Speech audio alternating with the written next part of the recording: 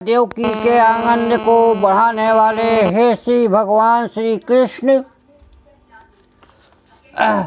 मैंने वन में रहते हुए अनेक कष्ट प्राप्त किए हैं। हे केशव, भोगों की बात तो दूर रही, मुझे आहार के लिए भी अनेक कष्ट उठाने पड़े। कभी केवल दिन में ही भोजन प्राप्त होता था तो रात में नहीं, और रात में भोजन प्राप्त होता था तो दिन में नहीं। कभी कम कभी अधिक भोजन संयोग से मिलता था, कभी रूखा कभी चिकना, कभी स्वादु और कभी नीरस भोजन दुख के साथ मैं करता था। कभी भूखा रहकर ही पृथ्वी पर सो जाता था। हे कृष्ण, कंदमूल फल शाक मांस आदि के भोजन करने से मेरी तृप्ति कभी नहीं होती थी। मैं सदैव ही भूख प्यास की ज्वाला से जल जाता था। हे कृष्ण, दुष्टों ने मेरा राज छीन लिया और भाइयों से मुझे अलग रहना पड़ा। मेरे साथ गांडीवधारी अर्जुन तथा भीमसेन को भी यह दुख सहना पड़ा। हे कृष्ण, यह दुख मेरे किन पापों के कारण हो रहा है और मैं किस कर्म करने से मनुष्य को सुख प्राप्त होता है? हे कृष्ण, किस कर्म करने से मनुष्य दलित नहीं होता, किस कर्म से बंधुओं से वियोग नहीं होता, किस कर्म से किसी से बैर नहीं होता और किस कर्म करने से मनुष्य दीन नहीं होता? हे केशव, उन कर्मों को आप मुझसे कहिए।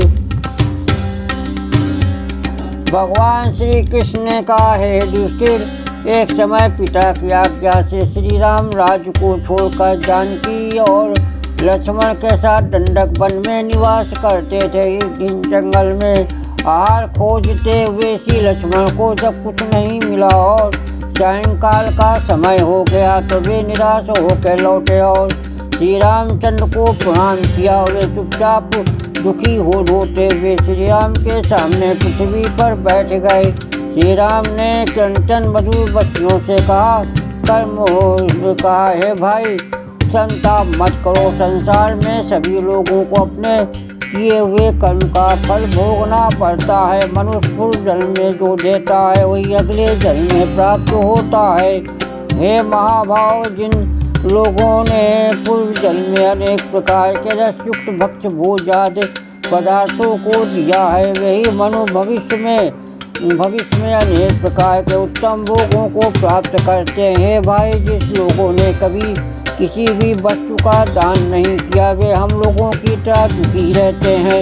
हे भाई देखो, पृथ्वी में अन्न भरा पड़ा है, फिर भी हम लोग भूखे मर रहे हैं, या हम लोगों के कर्मों का दोष है? हे लक्ष्मण, निश्चय हम लोगों ने ब्राह्मणों को भोजन से तृप्त नहीं किया, इसलिए हे महामते, यह सब अपने कर्मों का भोग है। ऐसा समझ के तुम चिंता छोड़ दो। वन में जब श्री रामचंद्र जी लक्ष्मण जी को इस प्रकार समझा रहे थे, उसी समय अकाशमत वहाँ अगस्त्य मुनि आ पहुँचे। तब श्री राम ने उठकर प्रणाम किया। श्री राम ने संतुष्ट होकर जब अगस्त्य मुनि जी सुखपूर्वक बैठ गए तब श्री राम ने उनसे ही बात पूछी जो तुम मुझसे पूछ रहे हो। तब श्री अगस्त्य जी ने श्री राम से कहा, हे राम, भगवान शंकर को प्रसन्न करने वाली बना श्री राम की नगरी है, जहाँ निवास करने से मनुष्य अपारतर संसार समुद्र से पार हो जाता है। उस नगरी में देवदत्त तथा धनंजय नाम के दो ब्राह्मण थे। इसमें देवदत्त तो अत्यंत धनी था, धनंजय दलित होने से बड़ा ही दुखी था। उस दलित धनंजय के कुटुंब भी अधिक थे, अतः अधिक दलितता से उसे चिंता भी बहुत हुई और वह विचार करने लगा, मैंने कौन सा पाप किया है जिससे मैं दाने के लिए दुखी हो रहा हूँ? क्या मैंने परिवार में गर्भवती स्त्री या छोटे बच्चों को छोड़कर अकेले भोजन किया है, अथवा मेरे घर से अतिथि निराश होकर लौट गया है? क्या मैंने अन्न की अपेक्षा की अथवा श्रद्धापूर्वक मैंने अन्न का दान नहीं किया, अथवा अन्न प्राप्त होने पर भी मैंने उसकी निंदा की है, क्रोध से उसे मैंने फेंक दिया है, अथवा अपने पास से अधिक अन्न प्राप्त होने पर मैंने महंगी में बेचने के लिए दुर्भिक्ष पड़ने की इच्छा की, अथवा क्या मैंने गली में पड़े हुए अन्न की उपेक्षा की, अथवा किसी के द्वारा अन्न दिए जाने पर मैंने उस अन्न का त्याग कर दिया, अथवा श्राद्ध में निमंत्रित होने पर मैंने धन के गर्भ से नहीं गया हूँ। क्या मैं देवताओं पितरों को अर्पित किए बिना ही मैंने भोजन किया है, अथवा कुल देवता था ज्ञात कार्यों में मैंने किसी कुलीन स्त्री की निंदा की, अथवा क्या मेरे घर में भोजन करने वाले सदैव भूखे रह जाते थे, अथवा क्या मैंने अतिथि के आने पर अच्छे अन्न हो रहते हुए भी बुरे अन्न का भोजन कराया है। निश्चय मैंने कलेशों को दूर करने वाले भगवान विष्णु की पूजा नहीं की, अथवा सोना तथा गौ का दान नहीं किया और एकादशी का व्रत भी नहीं किया। मालूम होता है कि मैंने दूसरी स्त्री की नंगी देखा, अथवा कमातु किसी स्त्री के साथ मैंने संभोग किया कर लिया, इसलिए मैं दलित हूँ, क्योंकि ब्राह्मण का शुद्ध स्त्री से संभोग करने से उसकी लक्ष्मी और ब्रह्मचर्य का विनाश हो जाता है। अथवा मैंने माता को अतिथि सुख दिया है, अथवा मैं पिता और माता को अपने कुकृत्य से अलग रखा है, अथवा स्त्रियों का श्रृंगार देखकर मैंने ईर्ष्या से उसकी निंदा की, अथवा ऋतुकाल में पत्नी को प्रसन्न नहीं किया है, या भोजन करते समय स्त्री को गाली दी, अथवा दूसरों की चुगली की है, या मैंने सदैव दूसरों की हिंसा की, अथवा आकर किसी से द्वेष और कला का झगड़ा किया, अथवा दूसरों के दुख को देखकर मुझे प्रसन्नता हुई है, जिसके फलस्वरूप मुझे यह दुख प्राप्त हुआ है। इस प्रकार से यह दलित धनंजय अपने मन में बहुत सोच विचार करने लगा। तब वह ब्राह्मण निश्चय कर निर्णय पूर्वक रहने लगा हुआ मणिकर्णिका में स्नान कर भगवान विश्वनाथ का दर्शन कर मुक्ति मंडप में रुद्रसूक्त का जाप करने लगा और रात को मरकत मणि के समान हरे हरे कुसुम को बिछाकर सो गया। अपनी दरिद्रता का ध्यान कर भगवान शंकर तथा पार्वती का स्मरण करता हुआ नियम पूर्वक सो गया। उस समय उसे स्वप्न में जटाधारी ब्राह्मण का दर्शन हुआ। वह ब्राह्मण स्वप्न में उस धनंजय से कहने लगा, हे धनंजय, पहले कांचीपुरी के राजा का वह शत्रु मर्दन नामक एक पुत्र था। उसका अंतन विश्वासपात्र हेरम नाम का मित्र था। जो वह शत्रु मर्दन राजकुमार कदाचित हेरम के साथ मिल गया के लिए जंगल गया।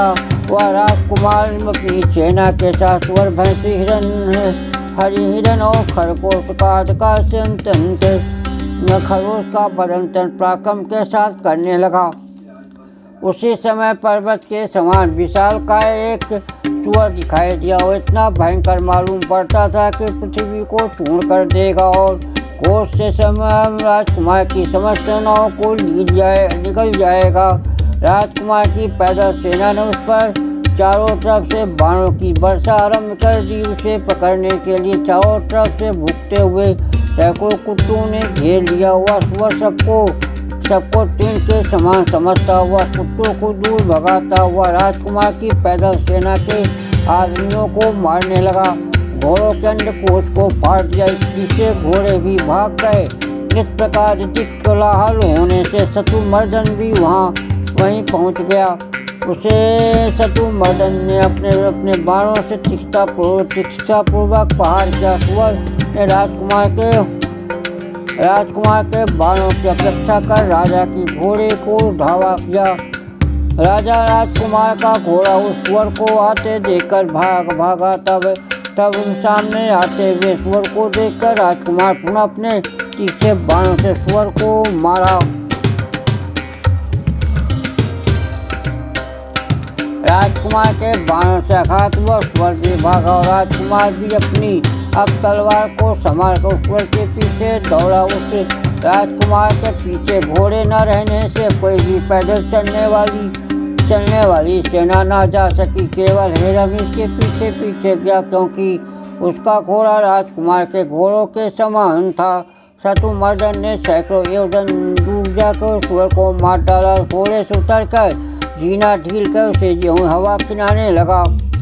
उस समय हेरम भी वहाँ पहुँच गया। घोड़े से उतर के उन दोनों ने घोड़े का हवा खिलाया और तत्पश्चात भूख तथा प्यास से घबराए उन वीरों ने भी थोड़ा विश्राम किया। विश्राम करने को उपरांत उन वीरों ने भूख और प्यास से व्याकुल होने के कारण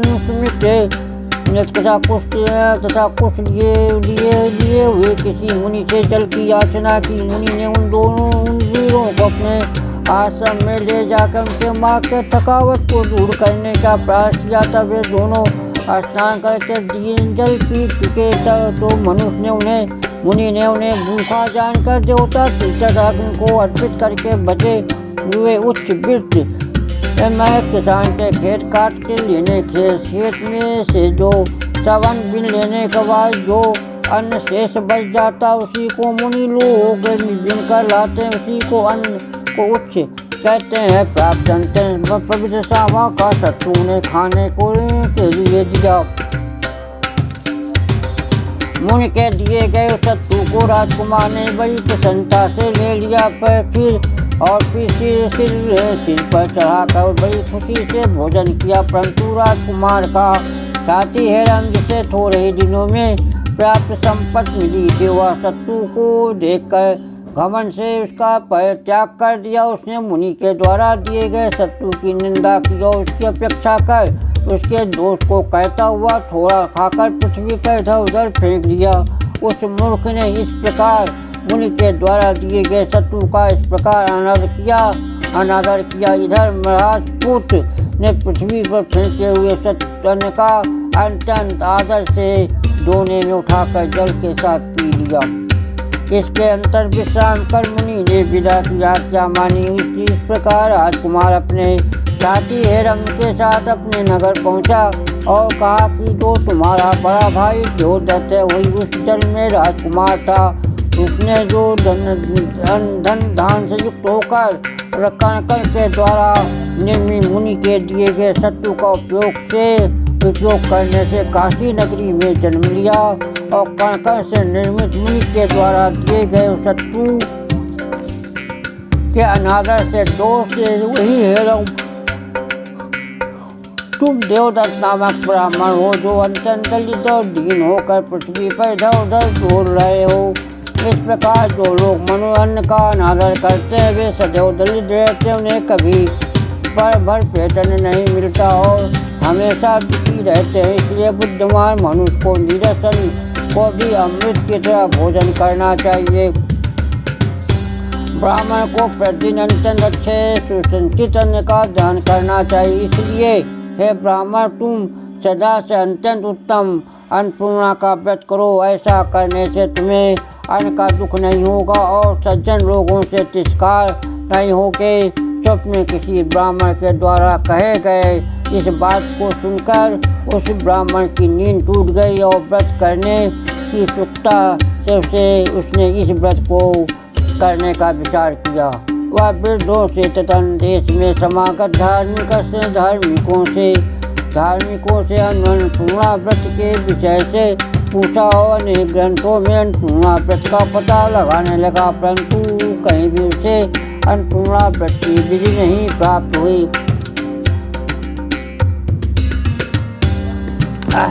अन्नपूर्णा व्रत की विधि पता लगाने के उत्सुकता से वह ब्राह्मण पृथ्वी पर इधर उधर घूमने लगा। इस प्रकार अनेक तीर्थों में समाविचरण करता हुआ वह प्राग ज्योति को गया। उसने बड़ी श्रद्धा से भगवती कामाख्या की पूजा किया और उसी स्थान के तालाब पर उत्तरी तट पर जहाँ अनेक प्रकार के वृक्ष से इधर उधर घूमने लगा। वहाँ पर उसने दिव्य रेशमी वस्त्र धारण की हुई अत्यंत सुंदर नृत्य वाली स्त्री समूह को देखा जो भगवती कामाख्या की पूजा कर रहे थे। वह ब्राह्मण स्त्री समूह के पास जाकर बड़े विनय के साथ बोला, हे स्त्रियों तुम किसकी पूजा कर रही हो? तब इससे व्रतचार्य का विधि क्या है? इस पूजा तथा व्रत का क्या फल है और किस समय यह उत्तम व्रत किया जाता है? तब स्त्रियों ने कहा, हे ब्राह्मण अत्यंत श्रद्धा और भक्ति से सुनो। भगवान सच्चिदानंद परमात्मा जो अत्यंत शक्ति है, जो सारे जगत में व्याप्त होकर स्थिर रहता, जिससे यह संसार बना हुआ है। यह सारा चराचर जगत जगन शिव शक्ति स्वरूप है। उसमें जो शिव है वही विशेश्वर है और जिसकी जो शक्ति पार्वती है। सृष्टि काल में उसे लोग माया कहते हैं, पालन काल में वही अन्नपूर्णा के नाम से विख्यात है और संहार काल में वही कालरात्रि इस प्रकार वाया होते हुए भी काल रूप में 3 प्रकार की है। मैं शिष्ट काल में पालन करने वाली उसी ब्राह्मण अन्नपूर्णा का व्रत कर रहा हूँ। यह व्रत मार्गशीर्ष कृष्ण पंचमी से प्रारंभ होता है। रेशमी सूत अथवा समान सूत के छत्ता गांठ देनी चाहिए। लाल कुमकुम चंदन तथा रुगु से उस डोरी की पूजा करनी चाहिए। अन्नपूर्णा का सन्निकष्ट उस डोरी को रखकर फिर उसे धारण करना चाहिए और अनेक प्रकार से दिव्य वस्तुओं से भगवती अन्नपूर्णा की पूजा करनी चाहिए तथा हरे धान का चावल देकर भगवती अन्नपूर्णा से इस प्रकार प्रार्थना करनी चाहिए। हे अन्न देने वाली माँ अन्नपूर्णा, मुझे पशु पुष्प पशु धूप पुत्र यश तथा स्त्री श्री दो तथा आयु आरोग्य एवं आयुष प्रदान करो। हे देवी, तुम्हें नमस्कार है। इस प्रकार प्रार्थना कर दाहिने हाथ के मूल में डोरे को धारण करना चाहिए। यदि व्रत करने वाली स्त्री हो तो अपने बाएं बाहु में मूल में उस डोरे को धारण कर अत्यंत स्वस्थ से इस कथा को सुने। आप कहे माँ तुम सत्य सर्वशक्तिमयी हो, तुम्हारा नाम भी अन्नपूर्णा है। या दुर्वा जो सभी पुष्पों का स्वरूप है उसे समर्पित कर रहा हूँ। हे माँ, तुम्हें नमस्कार। इस प्रकार 16 दिन डोरे का पूजन कर कथा सुननी चाहिए।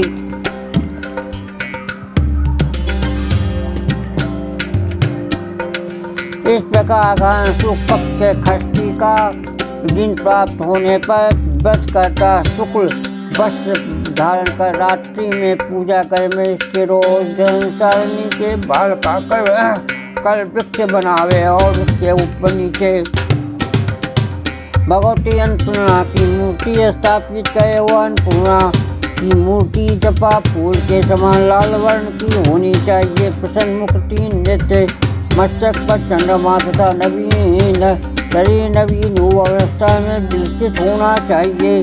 बंदूक के पुष्प के समान दिव्य अवरों से सुशोभित हर्ष और अर्थात थोड़ी मुस्कुराहट युक्त प्रसन्न मुख वाली अन्नपूर्णा की मूर्ति रथ के सिंहासन पर स्थिर होनी चाहिए। उस मूर्ति के बाईं ओर मरकय पात्र अन्न से भरा हुआ था। दाहिने हाथ में रत्न की दरबी होनी चाहिए।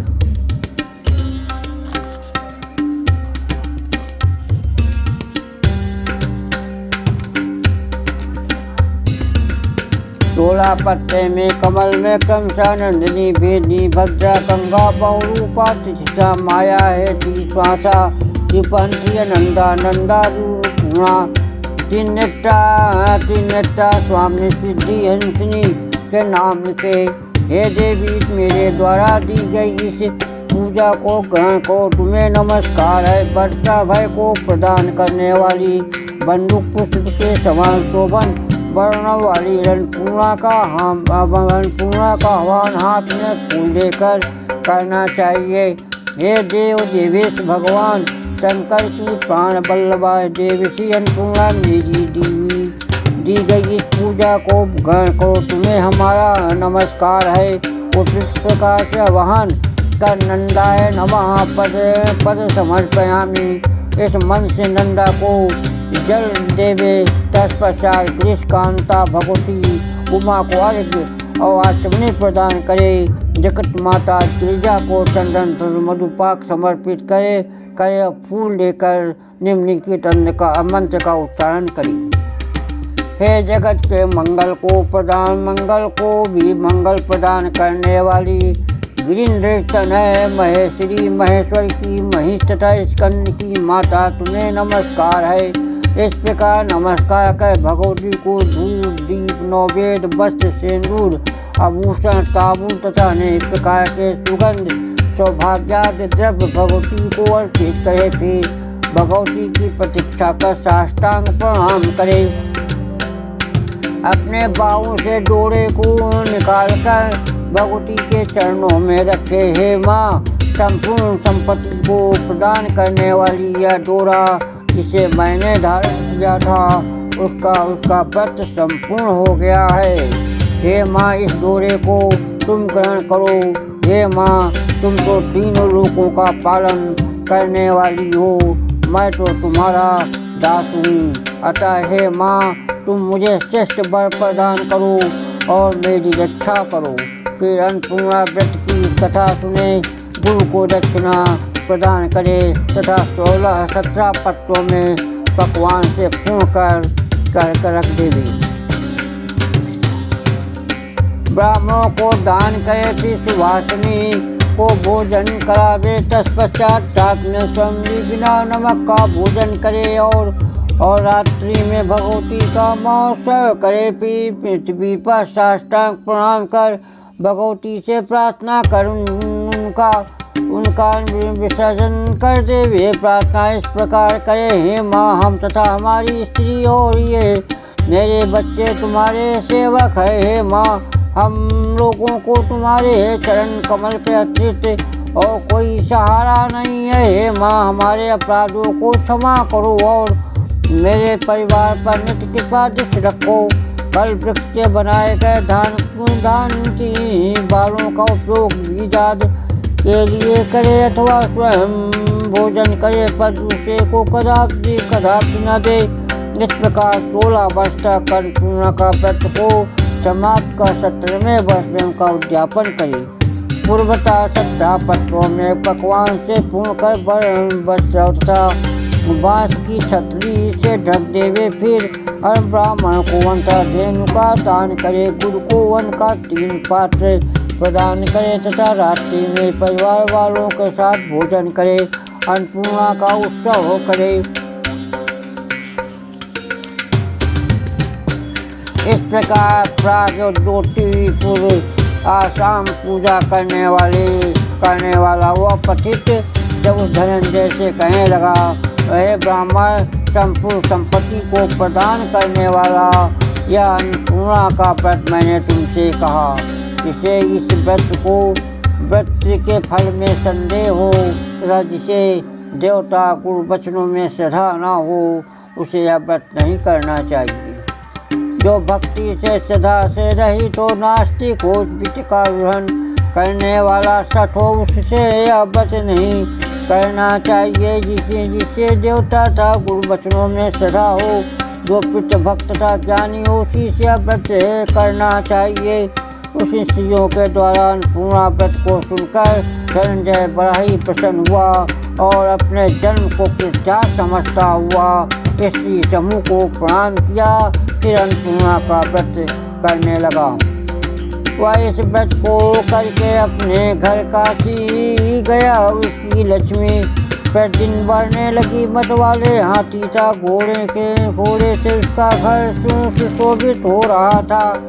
उसके घर में सोने की सीढ़ियाँ हो गईं। इसके नित्य कमल के समान सुशोभित हो रहे थे तथा गले में स्वर्ण का आभूषण सुशोभित हो रहा था। जो सुंदर वस्त्र धारण किए हुए थे, ऐसी अनेक दासियों से उसका घर समलकृत हो गया। 1 वर्ष के भीतर वह कुबेर के समान लक्ष्मीवान हो गया और राजकुमारों के सदृश उसके वृद्ध घर में विचरण करने लगे। वह ब्राह्मण भी युवा हो गया। उसने अपना दूसरा विवाह कर लिया। प्रथम स्त्री विवाह वाली स्त्री से दूसरे सुंदर समलकृत स्त्री घर में अपनी स्त्री से संभोग करने लगा। एक समय वह ब्राह्मण अपनी जेठी स्त्री के घर निवास किया और माघ श्री कृष्ण पंचमी को उसने अन्नपूर्णा व्रत के निर्मित हाथ में डोरे को बांधा। फिर भोजन कर वह अपने दूसरी स्त्री के घर गया। दूध के समान सुख सैया पर कमाद हो अपनी स्त्री से आनंद संभोग करने लगा। उसके चंचल स्वभाव के कारण पत्नी ने अपने प्रकार का मूर्त के साथ रमण करते हुए उनके हाथ से बंधे हुए डोरे को देख लिया। समझ गई कि मेरे शौक में बस में करने के लिए इस डोरे को बांधा है। इस आशंका से उसने ब्राह्मण हाथ में बंधे हुए डोरे को छीनकर दासी के द्वारा आग में जलवा दिया। कान का विष रहने के कारण ब्राह्मण को इस बात का पता नहीं हुआ। फिर दूसरे दिन उसे ब्राह्मण ने अन्नपूर्णा की कथा के समय अपने नौकरों से डोरों के विषय में पूछा। तब किसी ने कुछ नहीं कहा। तब उसे ब्राह्मण ने एक दूसरा डोरा हाथ में बांध लिया। उस डोरे को अग्नि में चढ़ा देने से उस ब्राह्मण की लक्ष्मी वर्ष के भीतर विनष्ट हो गई और वह धनंजय पहले की तरह दलित हो गया। उसे वही रोई से कहीं भिक्षा भी नहीं मिलती थी। वह घबरा उठा और फिर विचार करने लगा कि मेरे डोरों को किसने चुरा लिया। जिस दिन से मेरा डोरा नष्ट हुआ उसी दिन से मुझे दलित ने घेर लिया था। मैं भगवती का व्रत कर रहा हूँ, फिर मुझे फल नहीं होता। इसका क्या कारण है? पहले जब मैं दलित था तो भिक्षा भी मिल जाती थी। इस बार दरिद्रता से मुझे भिक्षा भी नहीं मिलती। अब मैं इसका कारण किससे पूछूं? मेरी लक्ष्मी क्यों नष्ट हो गई? अस्त हो मैं पुनः उसी देश को चलूँ और उस स्त्रियों के इसका कारण पूछूं। इसमें ऐसा विचार कर वह ब्राह्मण उसी कामाख्या देश को पुनः गया जहाँ उसे यह व्रत प्राप्त हुआ था। वहाँ जाने पर उसे न तो वह नगर दिखाई पड़ा न स्त्री ही दिखाई पड़ी, केवल घनघोर पहाड़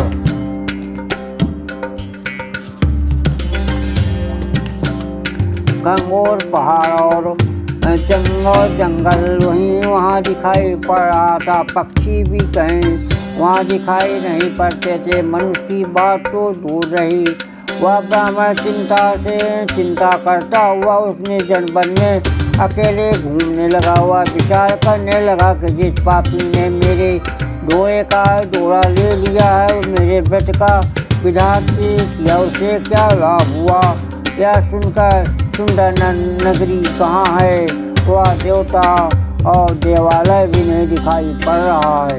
निश्चय मेरे भाग का ही दोष है कि विधाता ने सब कुछ नष्ट कर दिया। हाय, मैं भाग रही थी केवल दुख भोगने के लिए स्वर्ग से पृथ्वी पर आया हूँ। अतः केवल कलेश सहने के लिए ही प्राणों को धारण नहीं करूँगा। ऐसा विचार कर वह धनंजय सामने के कुएं में मरने की इच्छा से कूद पड़ा। उस कुएं में गिरने से उसे कहीं कोई चोट तो नहीं आई, किंतु एक प्रकाश से दिखाई पड़ा हुआ उसी रास्ते से जाकर एक उत्तम प्रदेश पहुंच गया जो अनेक लताओं से परिपूर्ण था और तथा जिसमें अनेक जंगली जंतु घूम रहे थे। तब उस प्रदेश में मयूर नृत्य कर रहे थे। सुंदर पर्वत श्रेणियों से वह विद्यमान था। मत वाले कोकिल बोल रहे थे और भवरों का समूह गुंजार कर रहा था।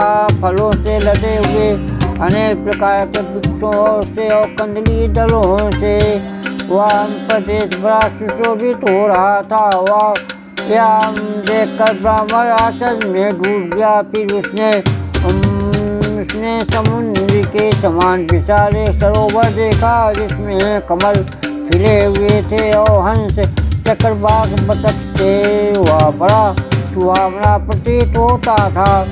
बड़े बड़े मछलियों के पूंछ हाथ से उठे हुए जल बूंदियों से वह आकाश के तारागणों को संतुष्ट कर देता था। वह तरंग से संतुष्ट हवा वायु से आसमान को छू रहा था। उसी तालाब के दूसरे किनारे पर उस ब्राह्मण ने बड़ा मधुर गाना सुना। पंजय गंधा ऋषभ सुरों से गाया जाने वाला वह संगीत बड़ा आकर्षण था। धीरे धीरे उस गाने का पता लगाता हुआ वह ब्राह्मण स्पष्टमणि से बने हुए समृद्ध भवन को देखा। उसमें प्रदुम मणि के सोपान लगे हुए थे। उस सुंदर भवन के चारों ओर दरवाजा था। उस ब्राह्मण ने बेरोक टोक उस भवन में प्रवेश किया और मणि से बने हुए एक मंडप को देखा, जिस मंडप में मध्यम से पृष्ठ मणि के समान यदि पान अंचन तपस्वी एक पुरुष नाच रहा था। वह पुरुष सूर्य के अनेक मणियों से सुशोभित था। उसके मस्तक पर चंद्रमा विराजमान थे तथा वह जटा धारण किए हुए था। उसके तीसरे नेत्र अग्नि की ज्वाला निकल रही थी। अनेक प्रकार के आकार वाले पुरुष उसके साथ गाना गा रहे थे। उसके चारों रत्न आगे रत्न पर सिंहासन पर दिव्याभरण से विभूषित परम मनोहर एक युवती बैठी थी। वह कपूर, इलायची, लौंग से युक्त पान से तथा पान से अथवा उसका मुख सुशोभित था। उसका शरीर बंदूक पुष्प के समान अंतन लाल था।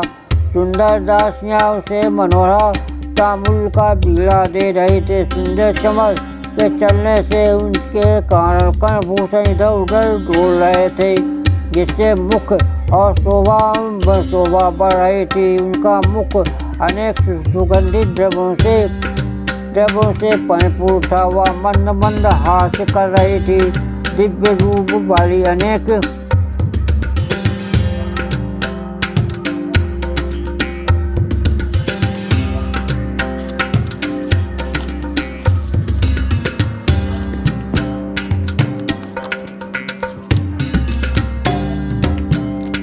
सुंदर सखियां उसमें भगवती महेश्वरी की सेवा कर रही थी। स्त्रियों के द्वारपाल ने या कौन ऐसा करके भेष से उसे आगे जाने से रोक दिया। फिर भगवती के भौं का इशारा होने पर उसे अंदर ले गए। वह ब्राह्मण उस समय बड़ा भयभीत हो रहा था। उसने भगवती के पास जाकर उन्हें साष्टांग प्रणाम किया और भगवती के कांति के हद प्रभु से होकर वहाँ कुछ भी बोलने में समर्थ हो गया। तब तांबुल देने वाली सखियां ने उसे अनुशासन देते हुए कहा, हे ब्राह्मण, तुम संपत्ति के समृद्धि के जिसका व्रत करते हो वह वही त्रिलोक की माता साक्षात परमेश्वरी अन्नपूर्णा है।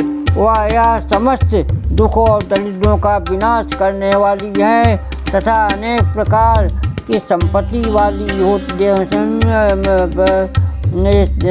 करती हो और परमेश्वर है। अनेक प्रकार के संपत्ति देखी है। शिष्ट में स्थिर रहने करने वाले देवताओं के भी देव महेश्वर है, वही शिव है। उसकी माया शक्ति अन्नपूर्णा है। हे ब्राह्मण, इस जगत में जो कुछ भी दिखाई पड़ता है वह शिव सत्तात्मक ही है। इनका यह व्यापार देखकर तुम आश्चर्यचकित मत हो। लोकोत्तर महापुरुषों के चरित्र को जानने वाला कौन है? हे ब्राह्मण, तुम इस अन्नपूर्णा व्रत को फिर पुनः करो।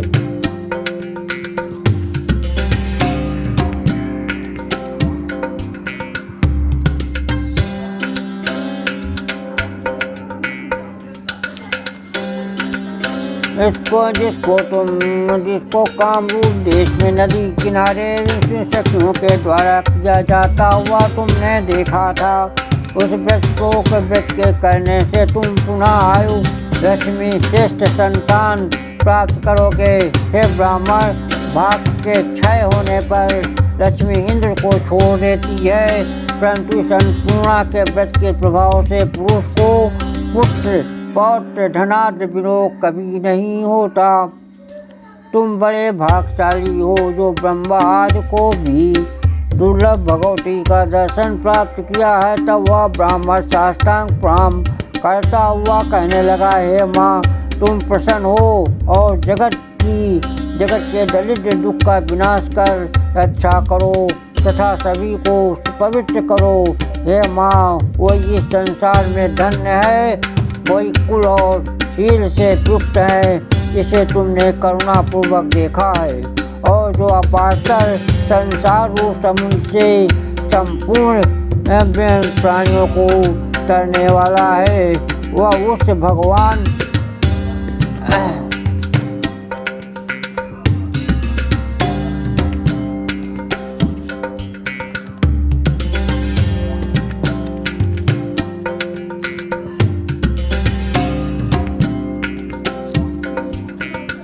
भगवान विश्वेश्वर को नमस्कार है। तब अन्नपूर्णा ने प्रसन्न होकर कहा, हे ब्राह्मण, जो मेरे प्रिय इस उत्तम व्रत को करते हैं उनकी श्री लक्ष्मी सदैव बनी रहती है। उनके घर लक्ष्मी का विनाश कभी नहीं होता, उन्हें कभी अन्न का कलेश का कष्ट नहीं होता और ना उनके संचित का विनाश ही होता है। और जो मेरे इस व्रत को कहेंगे वे राजाओं से पूजित होंगी। वे सदैव धनशील तथा गुणों से युक्त रहेंगे और मधुर भाषण करने वाले होंगे। हे ब्राह्मण, मैं कभी उनके घर को नहीं त्यागती जिनके घर में लिखी हुई या मेरी अन्नपूर्णा व्रत की कथा होगी। उनका घर मेरा सदैव निवास रहेगा। हे ब्राह्मण, उस व्रत का अनुष्ठान करो, मैं तुम्हारे पर सदैव अनुग्रह करूँगी। जब मैं काशी जा रही विश्वेश्वर के दक्षिण के तुम्हारा निर्माण करो। इसके बाद ने प्रसन्न होकर भगवती ने ब्राह्मण को वरदान दिया, हे ब्राह्मण पुत्र, दंडपाणि मेरे अत्यंत प्रिय गण हैं, उन्हें तुम प्रसन्न करो। वे प्रसन्न होने पर सबको अन्न प्रदान करेंगे और जो लोग अन्नपूर्णा की इस व्रत उत्तम व्रत का अनुष्ठान करेंगे वे इस लोक में धन दान से पूर्ण होंगे तथा अंत में उन्हें लोक प्राप्त होगा।